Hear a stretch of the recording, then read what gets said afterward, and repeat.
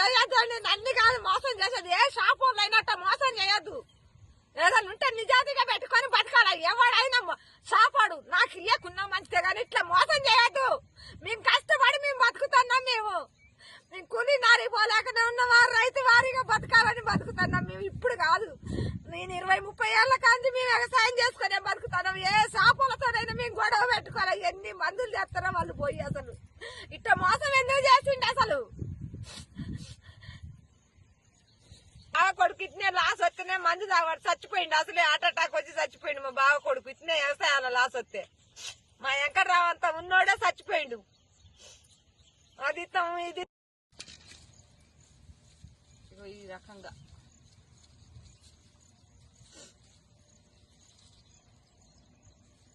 మాకెట్ట న్యాయం చేస్తారో ఏమో.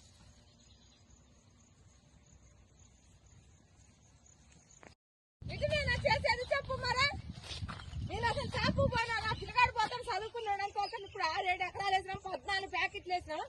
నేను మెల్ల తాడుకుదా పెట్టి, ఇగో ఈ తాడుకుదా పెట్టి నేను తెచ్చి 45,000 ఇచ్చి నా కొడుకు ఇచ్చి పంపించిన. నేను మరి ఇటు నేను ఇప్పుడు 3 రోజులు అయితే 20 రోజుల పైన అయింది. ఒక తేజ బాబురావు అని పిలిచిన, ఒక భద్రు ఉన్నాడు, ఒక రాజు ఉన్నాడు, ఒక అశోక్ వాళ్ళు ఉన్నారు. ఒక వాళ్ళ మొక్కజొన్న ఎత్తానికి పోయినాం మేము, సైజుల మొక్కజొన్న ఎత్తానికి పోయినాం మేము. అందరి మంచిగా ఉన్నాయి. చూడండి మీరు, చూడండి కర్రలు ఇది తెచ్చినాయో చూడండి. మరి ఏంది నీరు తోట ఎత్తాను, నీరు పోతే పోయింది. ఇయ్యాలి మొక్కజొన్న చేసుకున్నాం. మరి ఏంది మా పరిస్థితి ఏంది? ఏం న్యాయం చేస్తారు? ఇది బాబురావులది ఏర్కొచ్చిన నేను, మీరు కంపెనీ వాళ్ళని.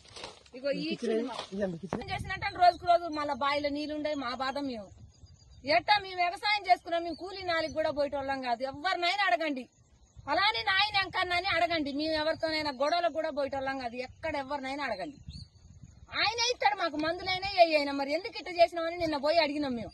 నిన్న మా ఆయనను నా కొడుకుని తోలే నేను. మరి ఇట్లా జరిగింది. ఇప్పుడు ఏంది మా పరిస్థితి ఏంది? మేము 1,20,000 కౌలు కట్టినాం మేము దీనికి. దుంతానికి ఎకరానికి 18,000 నాగేంద్రబాబు ట్రాక్టర్ తెచ్చి దున్నించుకున్నాం. అదే బండి అడిగినా తేడా ఉండదు. మీరు ఇత్తనాలు ఇస్తారో, మీరు న్యాయం చేస్తారో చేస్తే మీ కళ్ళ ముందటనే దున్ని మళ్ళీ మేము పైరు వేసుకుంటాం. మేమేమన్నా అబద్ధం ఆడేది అయితే కాదు. మరి ఏమి న్యాయం చేస్తారో చెయ్యాలా. ఇక చూడు రాదు, ఈ రకంగా అయిపోతే మరి ఎట్లా చెప్పు? మేమేం చేయని చెప్పు అసలు.